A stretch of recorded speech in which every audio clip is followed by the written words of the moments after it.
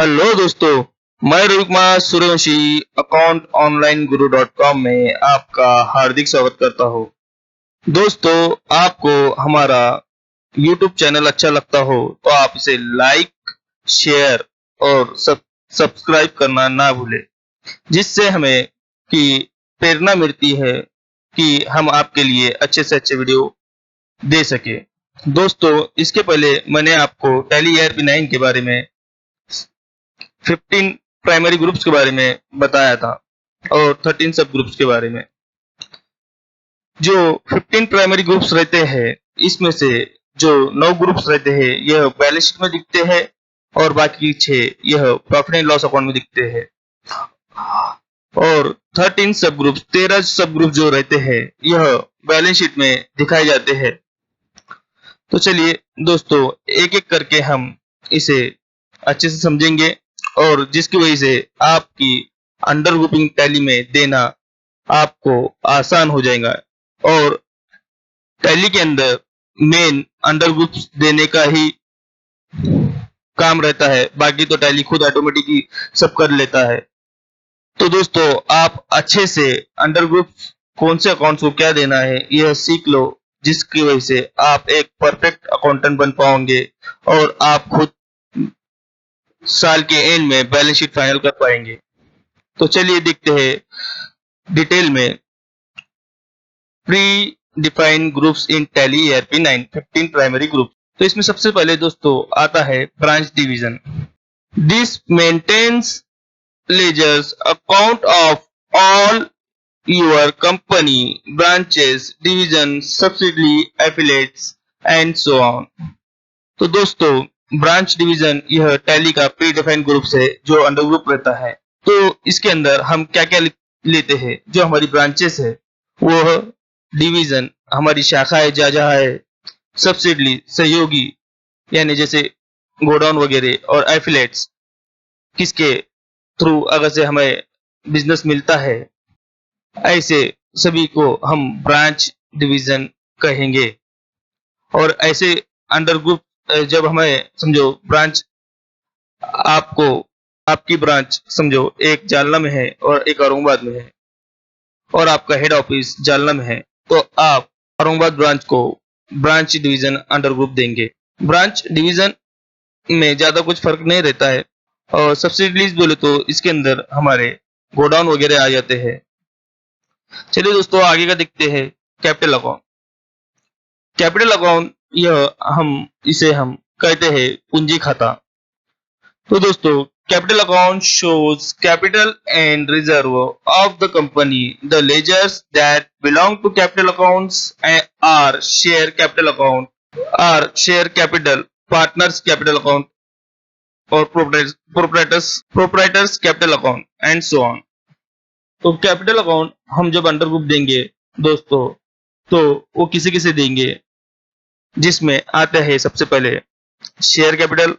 अगर से आपने आपकी कंपनी के शेयर्स निकाले हो तो ऐसे शेयर जो भी रहेंगे, जो शेयर होल्डर रहेंगे, उसे हम शेयर कैपिटल को कैपिटल अकाउंट में लेंगे। पार्टनर्स कैपिटल अकाउंट, अगर से आपके पार्टनर्स है 2 जन है तो 2 आपके कैपिटल अकाउंट अंडर ग्रुप आएंगे। प्रोप्राइटर्स कैपिटल अकाउंट, अगर से आप इंडिविजुअल है तो आपका इंडिविजुअल प्रोप्राइटर कैपिटल अकाउंट आएगा। कैपिटल अकाउंट यह अंडर ग्रुप रहेगा। चलिए दोस्तों, इसके बाद में देखते हैं हम थर्ड वाला करंट असेट। करंट असेट हम किसे कहेंगे? The current property means that the property that is sold and immediately cash in hand will be called current property. दोस्तों, ऐसी असेट जिसे हम बिकने के बाद में तुरंत कैश इन हैंड कर सकते हैं, हमारे हाथ में कैश आ जाएंगी, ऐसी प्रॉपर्टी को हम करंट असेट कहेंगे। और करंट असेट यह टैली का ग्रुप है। तो इसके अंदर क्या क्या आते हैं देखते हैं। For example, bank accounts. Tally के अंदर यह बैंक अकाउंट्स भी सब ग्रुप में का अकाउंट है, यह भी करंट असेट है। कैश इन हैंड यह भी सब ग्रुप है। डिपॉजिट यह भी सब ग्रुप है। लोन्स एंड एडवांसेस सब ग्रुप है। स्टॉक इन हैंड सब ग्रुप है। सन्ड्री डेटर्स सब ग्रुप है। तो दोस्तों, यह सभी करंट असेट हमारी कंपनी की रहती है और यह सब ग्रुप्स है आपके, जिसे टैली डिफ़ॉल्ट देता है टैली के अंदर। और आपको इसके अंडर में जैसा कि एबीसी बैंक है तो आप उसको एबीसी बैंक अकाउंट लिखेंगे। आपके हाथ में जो कैश है, कैश का अंडर कैश इन हैंड देंगे। किसी का हमने समझो पोस्ट ऑफिस में 1 लाख रुपए डिपॉजिट किया है, उस असेट को हम डिपॉजिट अंडर ग्रुप देंगे। लोन्स एंड एडवांसेस एसेट, किसी दोस्त को हमने लोन दिया है और वो वापस आने वाले हैं, ऐसे अंडर ग्रुप को हम लोन्स एंड एडवांसेस कहेंगे। स्टॉक इन हैंड, यह अंडर ग्रुप हम हमारे स्टॉक साल के अंत में जो बच जाता है उसे हम क्लोजिंग स्टॉक को stock in hand under group देंगे। और सन्ड्री डेटर, जिन्हें हम उधारी में माल बिकते हैं, ऐसे सभी लोगों को हम सन्ड्री डेटर्स या अंडर ग्रुप देते हैं। दोस्तों, आपको करंट असेट अच्छे से समझ में आ गया होगा। इसके बाद में हम लेते हैं चौथा, current liability. How much current liabilities are in our business, to home और how much money is out. ऐसे करंट लायबिलिटी, ऐसी वर्तमान देनदारियां जो कि हमें देना बाकी है, यह करंट लायबिलिटी यह अंडर ग्रुप दर्शाता है। जिसमें फॉर एग्जांपल कौन कौन आते हैं देख लेते हैं। स्टेटरी लायबिलिटीज, ड्यूटीज एंड टैक्सेस, यह गवर्नमेंट के टैक्सेस जो भी रहेंगे यह सब हमारे करंट लायबिलिटी में रहेंगे। इसके बाद आता है सन्ड्री क्रेडिटर्स। सन्ड्री क्रेडिटर्स जो लोगों से हम माल उधारी में खरीदते हैं, ऐसे सभी लोगों को हम सन्ड्री क्रेडिटर्स कहते हैं। प्रोविजन, साल के अंत में होने वाले ट्रांजैक्शन को हम अंडर ग्रुप प्रोविजन देते हैं।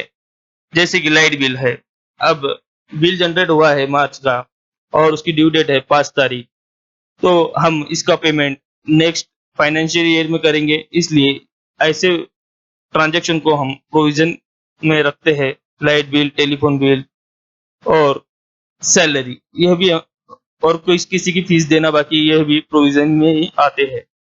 इसके बाद में आता है बैंक ओवरड्राफ्ट और सीसी।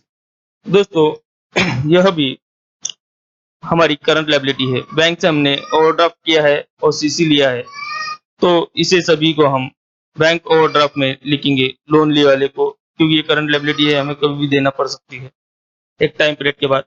दोस्तों, आपको मैंने आज 4 अंडर ग्रुप्स के बारे में बताया हूँ। ऐसा ही मैं 4 4 4 ऐसे 4 4 करके 3 बार 3 वीडियोस बनाऊंगा और आखिरी के बाद में तीन जो बाकी रह जाते हैं उसका एक वीडियो, ऐसे 4 वीडियोस बनाऊंगा जिसमें कि 15 प्राइमरी ग्रुप्स कवर हो जाएंगे। उसके बाद में हम 13 सब ग्रुप के बारे में जानेंगे। दोस्तों, आपका अगर से यह अंडर ग्रुप देना पक्का हो जाता है तो आप एक परफेक्ट अकाउंट बन पाओगे।